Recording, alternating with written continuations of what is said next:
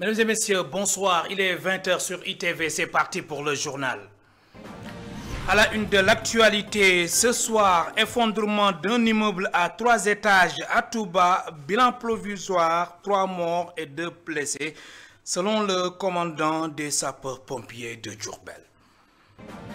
Le CORED, Conseil pour l'observation des règles d'éthique et de déontologie dans les médias, a annoncé aujourd'hui la fermeture jusqu'à nouvel ordre de ses bureaux. Le CORED évoque notamment des difficultés financières.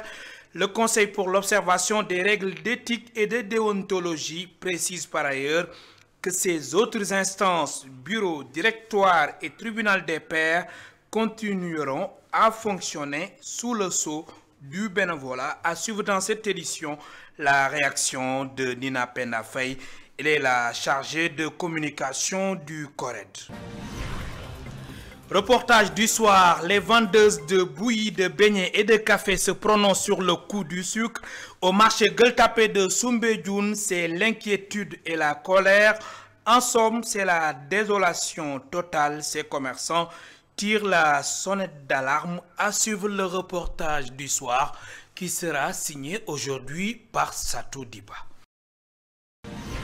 Le journaliste sportif Aliou Goloko a officiellement annoncé sa candidature à la présidence de la Fédération sénégalaise de football.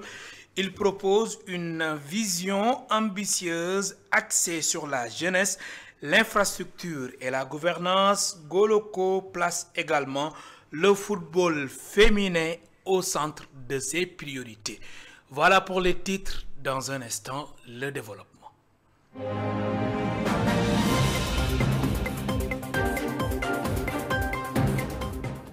Je vous le disais il y a un instant, effondrement d'un immeuble à 3 étages à Touba.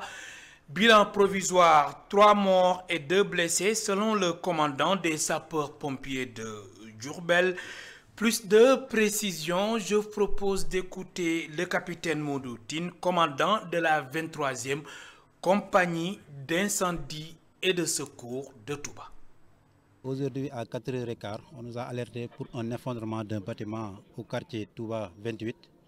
Maintenant, aussi rapidement, nous sommes déployés sur les lieux. Arrivé sur les lieux, il s'agissait exactement d'un effondrement d'un bâtiment en construction qui a impacté un bâtiment contigu qui était à côté, qui a occasionné 5 victimes, dont 02 blessés et 03 corps sans vie.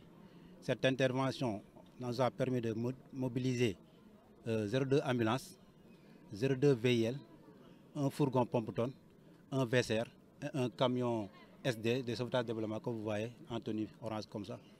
Et puis qui nous a permis d'effectuer cette intervention. Également, il faut noter également, arrivé sur le lieu, on a pu évacuer les populations riveraines qui étaient dans l'autre bâtiment qui était contigu aussi rapidement. Et puis qu'on a pu assister les blessés et on a assisté les corps à vie, amener les corps à vie à la morgue de l'hôpital de Dianatou. Un effondrement qui vient s'ajouter à la liste des effondrements d'immeubles dans la cité sainte après Darou Khoudoss où 11 ouvriers avaient perdu la vie dans un bâtiment en chantier, n'est-ce pas Goranaglo? 3 morts et 2 blessés, c'est le bilan de l'effondrement d'un immeuble à 3 étages en construction. L'incident est survenu tard dans la nuit, si l'on en croit le gouverneur de la région de Diourbel. Les sapeurs-pompiers ont été alertés suite à l'effondrement d'un immeuble R+4 qui était quand même inoccupé, mais qui a connu quand même des dommages au niveau de la maison voisine. Le bilan provisoire actuellement nous fait état donc de 2 blessés et 3 corps sans vie. Les 2 blessés ont été évacués à l'hôpital Marlaboul Fawzani. C'est pour ça que nous avons fait le déplacement en compagnie du préfet du département de Mbacké, du sous-préfet de l'arrondissement de Ndam, mais également du maire de la commune de Touba pour venir au nom des autorités centrales apprécier donc la situation. Une situation qui ne laisse pas indifférent le gouverneur de la région de Diourbel venu s'enquérir de l'état de l'effondrement de cet immeuble non loin de la grande mosquée. Pour le moment dans le show, l'objectif c'est peut-être de venir compatir à l'endroit des populations de Touba, comme je l'ai dit tantôt. Mais je pense qu'il faudrait également en relation avec la commune de Touba Mosquée que des mesures quand même concrètes soient prises et des décisions quand même. Et je pense que la première des recommandations, c'est d'arrêter toutes les constructions quand même qui n'ont pas obéi à la procédure normale. et également d'en discuter avec le khalife général des Mourides pour qu'on puisse quand même mener, donc en relation avec les services techniques déconcentrés mais également centraux, des missions d'inspection des bâtiments pour vérifier le respect des normes de construction afin de prévenir encore d'autres éventualités. Après l'effondrement d'un immeuble à Darou Khoudoss et qui avait occasionné 11 morts, Touba s'est encore réveillé dans la tristesse après la mort de 3 autres personnes dans un énième effondrement d'un immeuble en chantier. À l'instant, notre correspondant permanent à Touba, Gorandaklo. Grève dans le secteur de la justice, le syndicat des travailleurs de la justice et l'Union nationale des travailleurs de la justice reconduisent leur mouvement face au mutisme de l'État. Les deux organisations syndicales ont décrété une nouvelle grève de 48 heures à compter du jeudi 26 juin à 8 heures. Elle exige entre autres la satisfaction globale des points contenus dans les préavis de grève déposés en février 2025. Le chroniqueur Bachir Fofana a été placé en garde à vue aujourd'hui à l'issue de son audition par les enquêteurs de la division spéciale de la cybersécurité.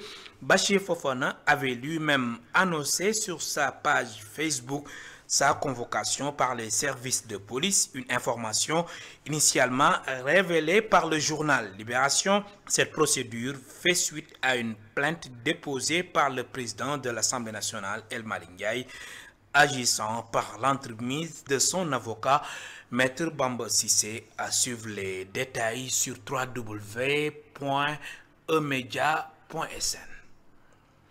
Le CORED, Conseil pour l'observation des règles d'éthique et de déontologie dans les médias, a annoncé aujourd'hui la fermeture jusqu'à nouvel ordre de ses bureaux. Le CORED évoque notamment des difficultés financières. Le Conseil pour l'observation des règles d'éthique et de déontologie précise par ailleurs que ces autres instances, bureaux, directoires et tribunal des pairs, continueront à fonctionner sous le sceau du bénévolat. Je vous propose d'écouter les explications de Nina Pendafay. Elle est la chargée de communication du CORED. Elle est jointe au téléphone par Khadija Diouf. C'est une situation difficile qui a mené à cette décision, puisque en 2024 et en 2025, l'instance d'autorégulation n'a pas reçu le fonds d'appui qui permettrait de pouvoir fonctionner. Donc, ce budget de fonctionnement n'étant pas disponible et étant resté pendant 14 mois sans payer les salaires au personnel permanent, donc le CORED se retrouve dans une situation difficile et vraiment c'est une décision regrettable que le bureau a dû prendre afin de publier ce communiqué aujourd'hui annonçant la fermeture provisoire des bureaux du CORED. Donc cela découle de l'absence du budget de fonctionnement. Le CORED n'a cessé d'informer, d'échanger et d'alerter le ministère de tutelle face à cette situation. Après moult relances, après les correspondances envoyées, adressées au ministère de tutelle, après une audience qui nous a été accordée par le ministre, donc nous avons eu le premier argument, c'était qu'il y a les audits. Il fallait attendre que ces 2 audits se terminent. Après ces audits, nous avons eu l'argument sur la loi de finances rectificative. Et ensuite, nous avons eu aujourd'hui ces arrêtés qui doivent être numérotés au niveau du secrétariat général du gouvernement. À Saint-Louis, l'ADEM, agence de développement municipal, a présenté aux différentes communautés de la ville tricentenaire le plan de résilience climatique. Les initiateurs comptent ainsi impliquer les populations et les élus dans la recherche de solutions pour faire face au changement climatique. Le point avec Momar Alisnia et Mokhtar Seck. Le plan de résilience climatique de Saint-Louis a été présenté aux organisations communautaires, populations, autorités territoriales et aux services déconcentrés de l'État. Ceci a été fait sur une initiative de l'Agence de développement municipal à travers le projet de relèvement d'urgence et de résilience de Saint-Louis, SERP, financé par la Banque mondiale et l'État du Sénégal. Ce plan est un plan vraiment ambitieux, multisectoriel, mais aussi un plan participatif, donc qui permet à Saint-Louis vraiment d'être résilient. Et vraiment, nous appelons toute la population de Saint-Louis, particulièrement la France communautaire, de l'approprier. Ce plan de résilience devrait permettre à Saint-Louis et ses environs de mieux s'adapter face au changement climatique. Il était question d'identifier 10 actions prioritaires, mais ils ont identifié 25 actions avec les communautés. Et après, suite à des critères de sélection qu'ils ont présentés lors de leur exposé, ils ont eu à retenir 10 actions prioritaires, parmi lesquelles les plus en vue, c'est l'étude spécifique sur la salinisation des terres. Il y a aussi le prolongement du canal de Gandiolé, qui est aussi une forte préoccupation par rapport aux communautés, une préoccupation qui a été exprimée par les communautés. Il y a d'autres activités de renforcement de capacité des acteurs pour mieux faire face aux aléas qui ont été identifiés dans le cadre de cette étude. La rencontre a été clôturée par la signature symbolique d'une déclaration commune marquant l'adhésion des différents acteurs à mettre en œuvre les recommandations du dit plan de résilience climatique.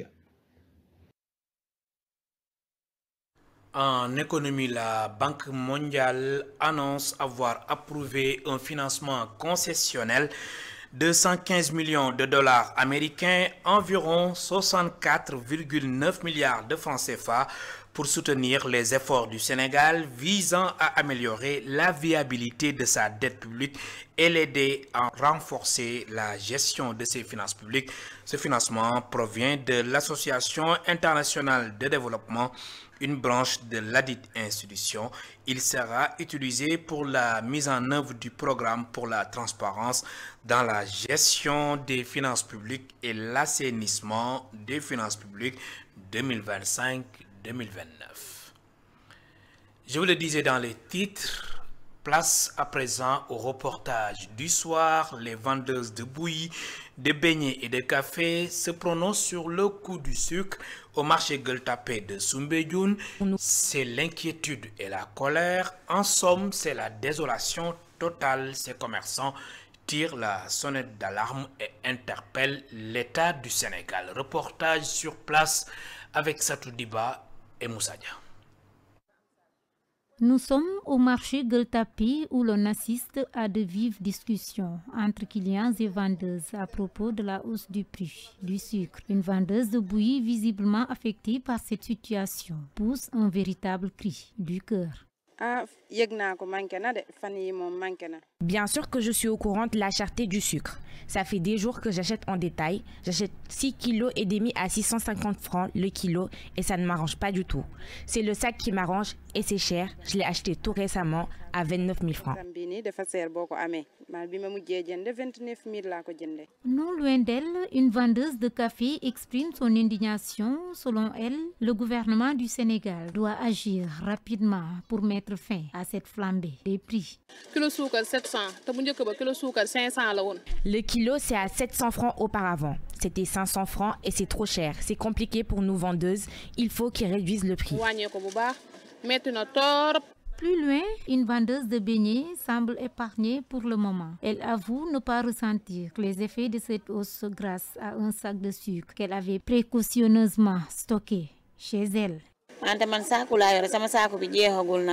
J'ai acheté un sac, il y a des restes. Je ne sais pas si je peux l'utiliser pour la semaine ou pas. Quelqu'un qui m'a dit qu'il n'y a pas de sucre, je ne sais pas si je l'aurai au marché Tilène ou pas.